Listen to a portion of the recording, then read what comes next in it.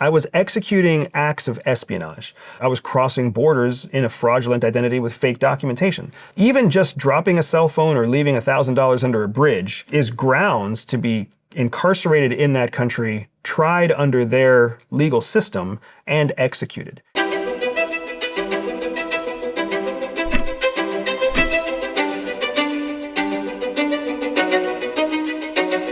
Where did you grow up and what was your childhood like?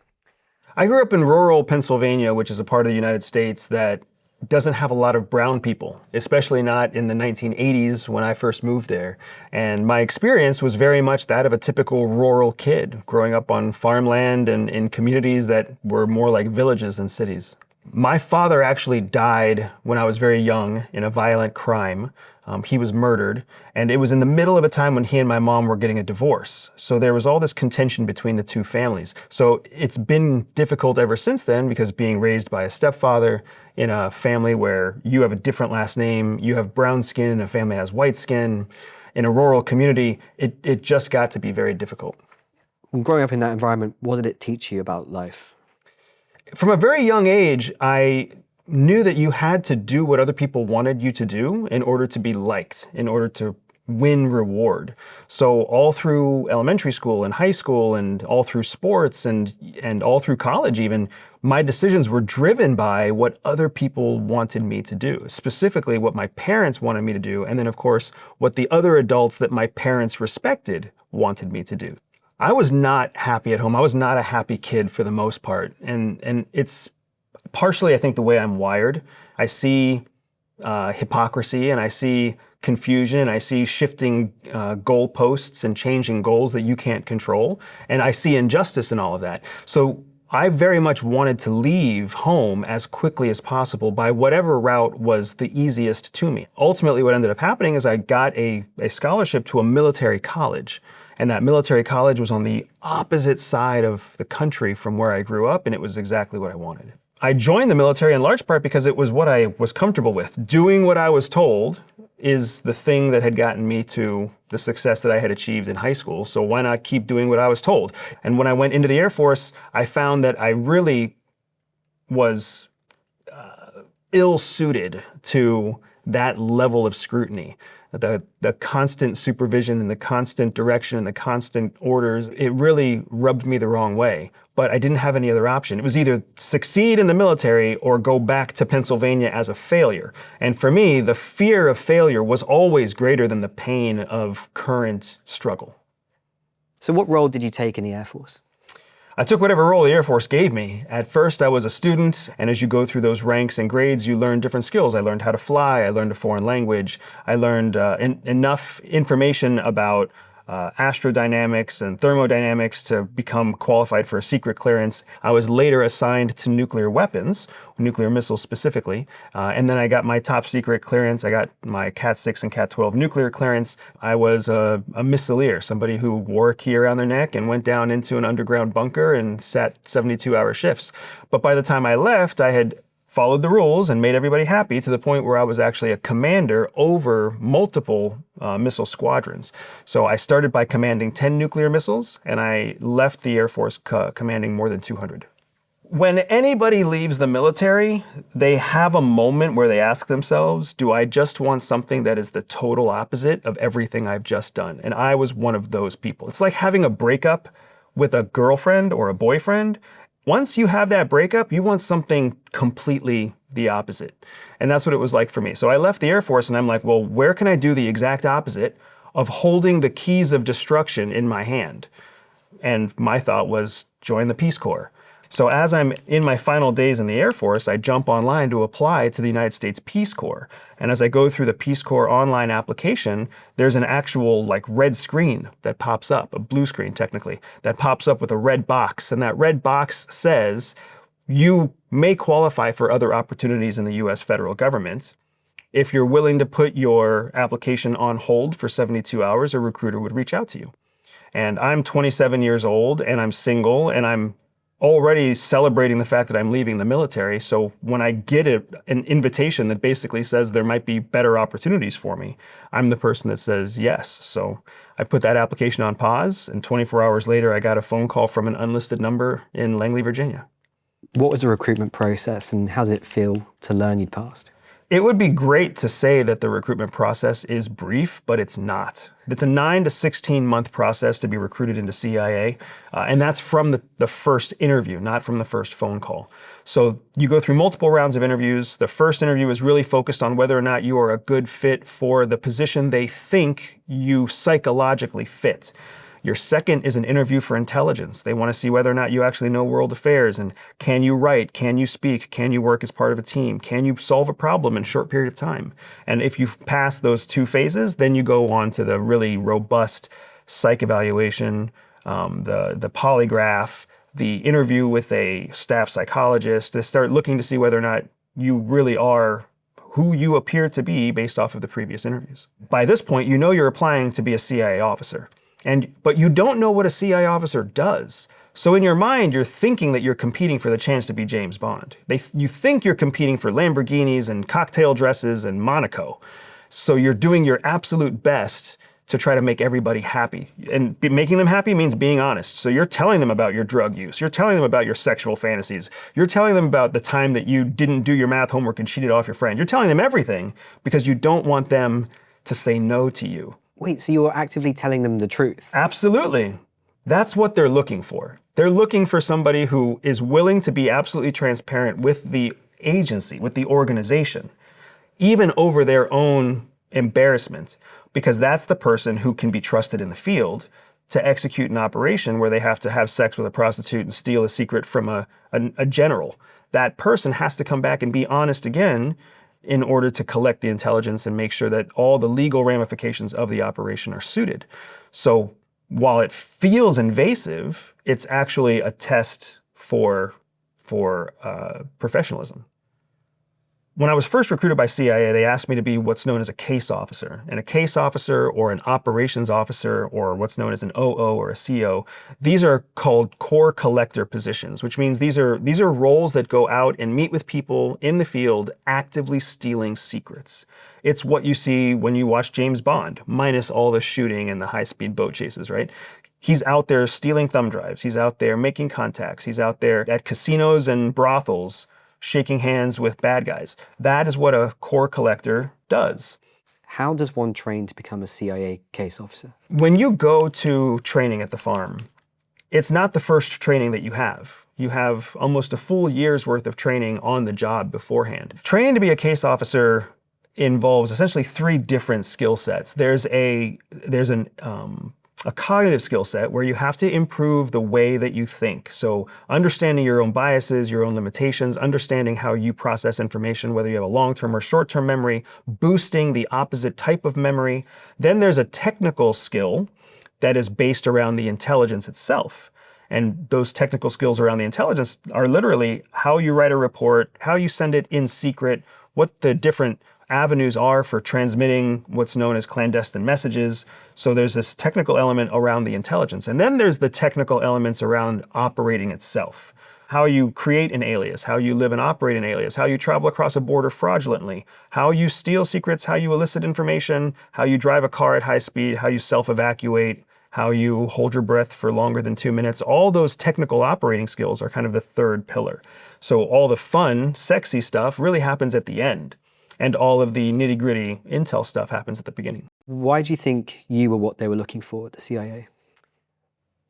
I mean, in all honesty, I think that I was on the cusp of what they were looking for. I think that I was a convenient fit in all the right ways at a very difficult time, because this is 2007. CIA has just been given a direct mandate by the Senate to boost their recruitment of diverse people with foreign language. I was a diverse person with a very unique language. I spoke Chinese at the time. In many ways, I think the bureaucracy kind of forced them to look at me, even though my fit was probably borderline not the right fit. I was driven and ambitious, but I was also kind of stubborn and I questioned authority. For me, when I deployed to the farm, I wanted to do it my own way. And that made the farm very difficult for me. It ostracized me from some of my peers. It put me at odds with many of the instructors. I was really pushing hard, trying to prove myself based on skills. because I still believed at the time that skills were the most important thing. Believe it or not, anybody can hold their breath for longer than 2 minutes. Believe it or not, anybody can drive a car at high speed and get out of a J-turn. So it's not technical skills at that point. It's really subjective desire. Who do they want to work with and who do they not want to work with? On the last day of that training, I was actually deemed unfit for that role. I was failed. My empirical scores were good enough, but the subjective votes of the panel that makes the final decision, I missed by 1. So a majority rule essentially meant that I was not going to be allowed to be a core collector. How did that feel? It felt horrible. It felt unjust. It took me all the way back to my childhood where I remember seeing injustice all around me. And I didn't really know what to do. I mean, honestly, the first thing that went through my head is fuck this and let's just be gone. Were you doing this all alone or did you have support? When I started the farm, I was dating my wife, the woman who would become my wife. She was also a CIA officer, but she was not part of the same training pipeline as I was. She was a completely different skill set, something known as a targeter. I ask her what she thinks I should do, and her answer to me is mind-blowing, and she tells me, just do whatever makes you happy. And the idea of doing whatever makes me happy was such a foreign idea that I had never thought of it before. So when I had the time to reflect on it, I realized what that meant was staying in CIA, because staying in CIA meant I got to stay with this incredible woman. At this point in CIA, I was fully trained as a case officer, but never certified. And you can't technically have a job unless you fill a certified role. So they reclassified me into something called a staff operations officer. So a staff operations officer complements an operations officer by essentially doing all the administrative work that they can't do in the field. So I became, for all intents and purposes, a mission planner or a secretary or an admin, handling the money, handling the documents, handling the aliases, handling the travel plans, handling the operational security details that came with, sneaking money across borders and creating false identities on aircraft manifests. So I ended up doing a lot of counterterrorism, counter-proliferation, counter-human trafficking, organized crime. I started doing those kinds of missions and operations, which are not sexy and not well funded. While my career was being built in the armpits of the world, my wife's career was exactly the opposite. She was chasing the most sophisticated targets. She was at the top of her game. So we became this married CIA operationally undercover couple at a time when our careers were completely the opposite of each other. What we didn't expect is that at a time in our career that I'm not at liberty to share, CIA approached both of us simultaneously and asked us to start a new operation together overseas that was in pursuit of a critical American hostile threat, a nation state that was on the rise and threatening the economic and security of the United States. And they asked us to do this together, and they asked us to step out of our current roles to do it. That mission that became the critical element that shaped not just my career and my wife's career, but also went on to shape how the CIA was structured from that point forward. And that mission was in every way an exception to the norm that CIA had ever used before. As I'm sure anyone can imagine, CIA doesn't change unless it has to. And in the middle of the Obama administration, it became apparent to CIA that they had a mole inside the organization. He was a CIA officer, but he was working for a geopolitical rival that was also trying to become a superpower. And that geopolitical rival was at all efforts trying to steal American technology, trying to steal American financial institution information, trying to steal IP, trying to mimic military and industrial tools. That made a significant dent, not just in CIA's operations, but also in CIA's mission to ensure American primacy. So the CIA approached my wife and I because they needed people from outside of the mole's sphere of influence in order to create a whole new type of operation, insulated from the damage the mole could cause. Standard operating procedure for a CIA operation at the time was that you would send one, maybe two officers out to a foreign country where they would not overlap, And then they would carry out independent operations and then come back to their home base and report their information. When we had to build a new style of operation, my wife and her experience in her role as a targeter identified that the most difficult target for us to track was a terrorist target. And then she leaned on me and my experience chasing terrorists in the field to confirm her suspicion, but also to kind of create operational practices that mimicked terrorist networks. The way they move money, the way they communicate, the way they decentralize information and command and control. And that foundation in terrorism became the model for our new operational process. So as we built our shadow cell, the reason we called it a cell was because it was based off of a terrorist cell. We created minimal access to the people who were inside. We created a firewall essentially between the leadership at CIA and the leadership of the cell in the field, so that there was only one pass-through, one connection between the two groups. And then we made me the pass-through for those two groups, because if my cover gets blown or if I'm the one that gets captured, that would give CIA and the operators in the cell a heads up that something was wrong. It would help them find the mole at CIA, but it would help us keep our operators safe in the field, because the mole would never be able to find the operators. The mole would only be able to find me. According to CIA headquarters, my job was to orchestrate, develop, and essentially deploy the cell. It was an administrative job. But the senior operator inside the cell thought differently because of my experience at the farm. So when he found out that I was both administratively certified and operationally capable, he made a field call to actually start using me in the field to deploy into hostile territory. And that made our cell really much more capable and effective than previous CIA operations. I could essentially go in advance of any case officer, and I could handle all of the administrative footwork in the country itself. And if people want to know what administrative footwork looks like at CIA, it means you're the one who buys the expensive whiskey on a fake credit card. You're the one who smuggles in bundles of cash and hides it under a bridge. You're the one who travels from country to country to get throwaway cell phones and then puts those throwaway cell phones in secret places throughout a target location. So now when the case officers land in country, they don't have to create any footprint for themselves. They can essentially be a complete ghost because I have pre-stationed all of their operational resources. And you've done this under an alias in a cover story? Absolutely. I myself am working under alias. I myself am working under a backstopped cover identity, which means that even as federal authorities from the target country look me up, they can find my credit card, they can find my residence, they can find my work history. It's all fake because it's all been created by CIA, but it's real to them. So then there's no reason for them to dig any further. What were you posing as?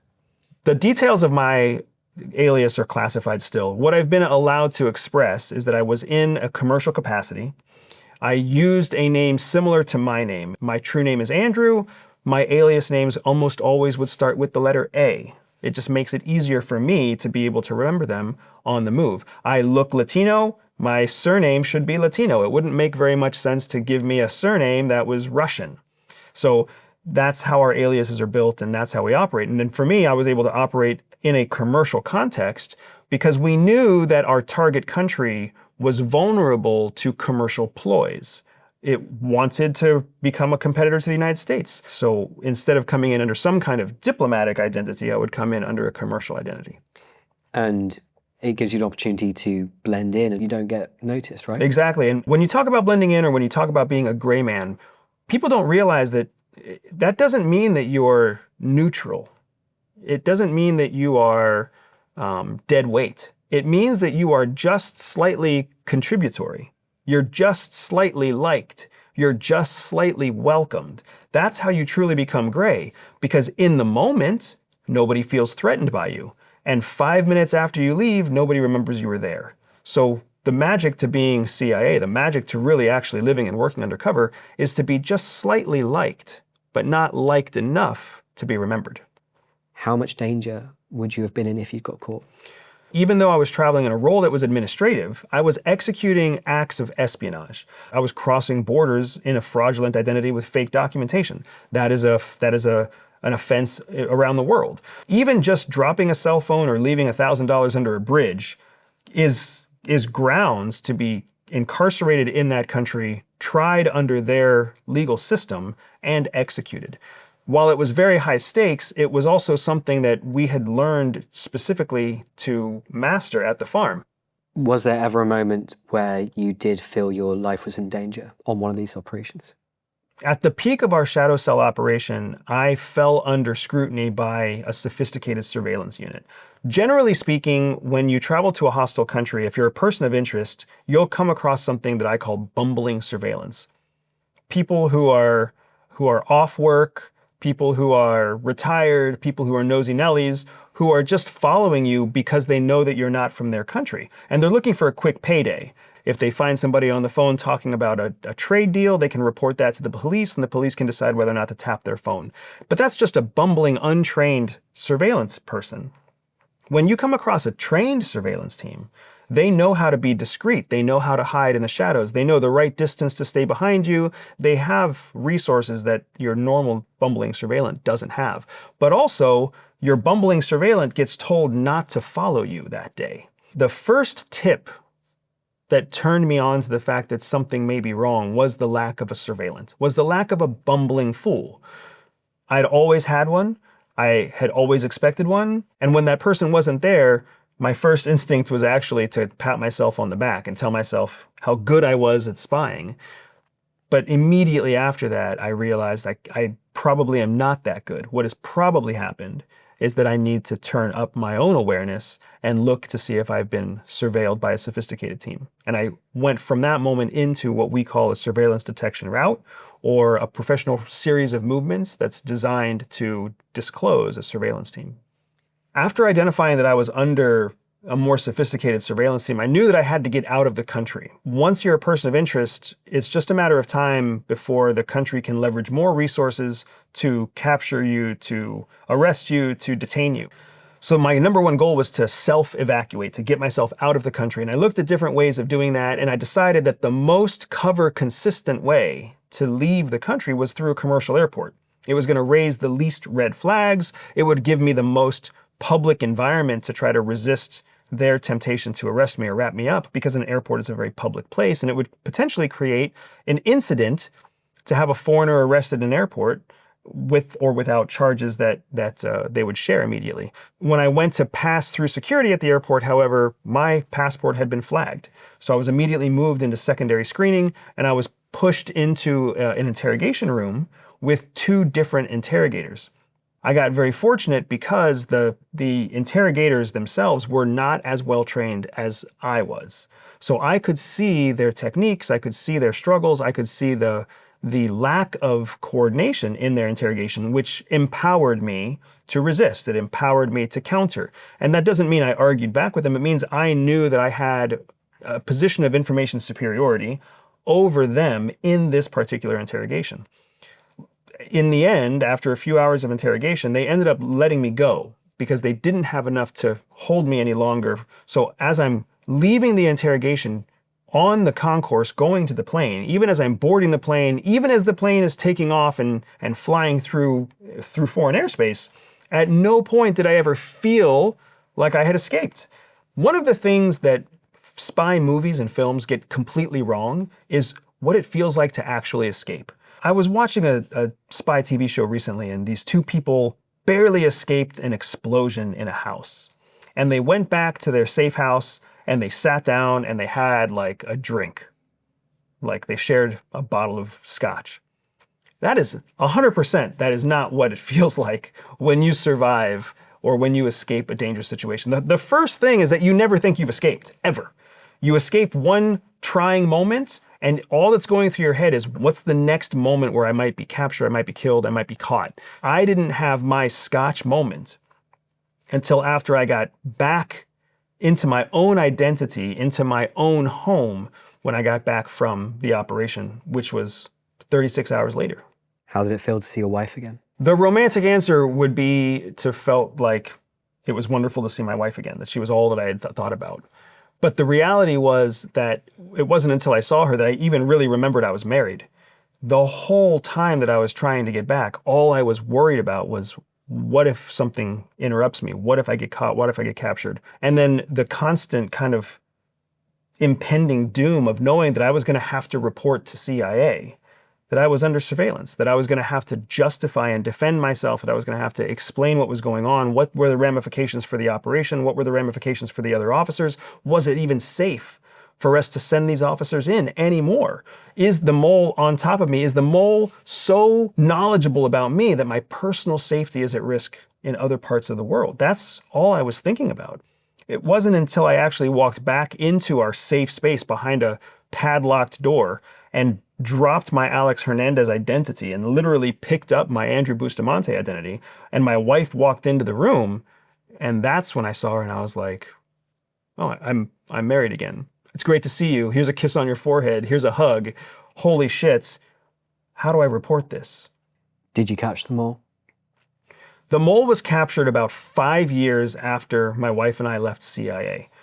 In reading the case file, we identified that it was much of our operational activity that created the first bits of information that allowed FBI to build a case against the mole. Evidence has to be collected for years in order to make a rock-solid case. So while the mole may have been identified while we were still operating, they weren't confident that they could actually hold that person accountable criminally until 2019, when he was arrested in a U.S. airport. The success of the cell is really astounding. Our cell model became the new modus operandi, the new primary methodology that CIA applied in 2016. The idea of stovepiped skill sets was replaced with this idea of collaborative teams, the idea of using administrators in foreign deployed positions to support operators became the norm. And since then, the CIA has adapted and evolved and deployed more of these cells around the field in order to face the current threats and anticipated threats facing the United States. How does it feel to know that your operations lead to securing American lives? There's, of course, an element of pride in knowing that your operational impact mattered. But that's the job. The minimum requirement is to do what you're supposed to do. The minimum requirement is to keep Americans safe. The minimum requirement is to save American lives. So while we saw the entire agency change, and while we knew it was based on our idea, and while we knew we proved the concept, what we're proud of is the fact that we helped our peers to succeed and to go on to make bigger and better careers for themselves and have more and more impact.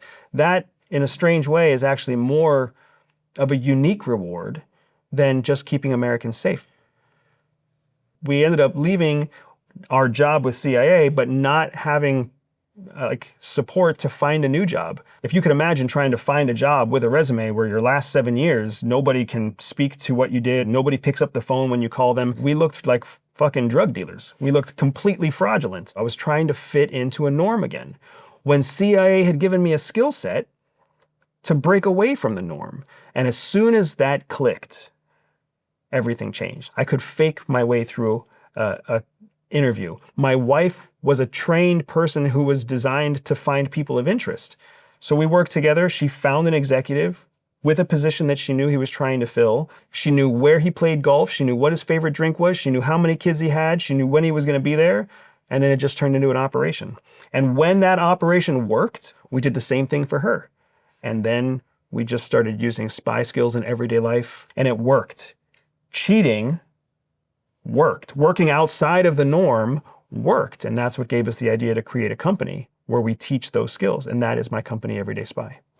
On a morality level, you're building relationships based off truth, but also fabrication. How does that feel to do that on a daily basis? The artificial nature of these exchanges is awkward for some people, but that goes all the way back to how and why CIA recruits officers the way they recruit people. We have a term for it. We call it moral flexibility, where you have morals, you have things that you believe in, you have priorities, but you're willing to be flexible about when you use them. So we all have it, but people have different thresholds of it. Some people have moral flexibility that prevents them from even telling a lie. I'm not one of those people. I grew up in a household where you couldn't complain, you couldn't talk about your feelings. There was no audience for that. So lying became fundamental to success. It became fundamental to fitting in. And that foundation as a child is what made it so that as an adult, I understood that there are times where lying is not only warranted, but required. So if I'm always lying to keep Americans safe, I can lie about anything. The world is a very different place to when you joined the CIA. What are the threats you see for global security, and would you join the CIA today if you could again? Oof, what good questions. The number one thing that I've identified since leaving CIA is the rapid rate of change. You see the rise of authoritarian regimes, you see the decline of voter activity, you see just incredible trends moving so fast. Our enemies are changing faster. And as a response to that, we're starting to question our own democracy. And we're starting to give ourselves an out to let democracies change fast, which is really just making us more like our enemies. Organizations like CIA have a very strict hierarchy of leadership, and that leadership is directly to the executive, the president. CIA's role is very much up in the air, especially in the United States, because CIA has been at odds with its own president in the past. After Donald Trump's first administration, CIA saw a mass exodus and resignations, and it still hasn't bounced back from that. You start to see the decline of US power, the decline of US influence, the decline of the US dollar worldwide, which makes it harder for CIA officers to do their job. So now not only are they in a more hostile environment because the environment's hostile to the United States, but they're even in a hostile administrative environment because the chief executive doubts them. It's got to be a difficult place now to build a career. It's got to be a difficult place to run operations. That said, if they called me today and asked me to come back, I would say yes, because it's not about the career. Even the highest ranking CIA officer there right now knows that their career is a benefit, that they do it for the mission. They do it for the cause. They do it because they believe in America. After all your experience, traveling around the world, being in some of the most dangerous scenarios possible, what's the most important thing you've learned about people? People are predictable, irregardless of their race, their age, their educational background, their gender, their language. They're all predictable, and they're predictable in the same way because we have one very important piece of biology in common, our brain. That pink matter processes the same in all people. And because they're so predictable, you can set things in motion that benefit you. People will try to make the case that it's wrong to manipulate others. What I learned at CIA is that manipulation and motivation are two parts of the same coin. Getting people to do something that benefits you, if you're getting them to do it because it also benefits them, that's motivation. If you're getting them to do what you want them to do and it doesn't benefit them, that's manipulation. Have you manipulated me today? I understood that your role here was the producer. So I understood that there was something that you were trying to make and that you want that thing to be made according to your vision. So the more that I'm in line with your vision, the more you're likely going to dedicate yourself to making sure that this interview comes out best. I didn't want you at any point to think that I was going to challenge your vision. I wanted to make sure that your camera people didn't have to move. I wanted to make sure that your audio person didn't even have to tell me when to stop talking. I wanted to come in and be so easy that the natural next step for LADbible is to invite me back again. You know, one thing you should know about espionage, as well as bomb making, the first mistake is your last mistake. You're not going to live to make another mistake. And therefore, you have to be absolutely careful. You know, one wrong word, and you are a head shorter and 6 feet under.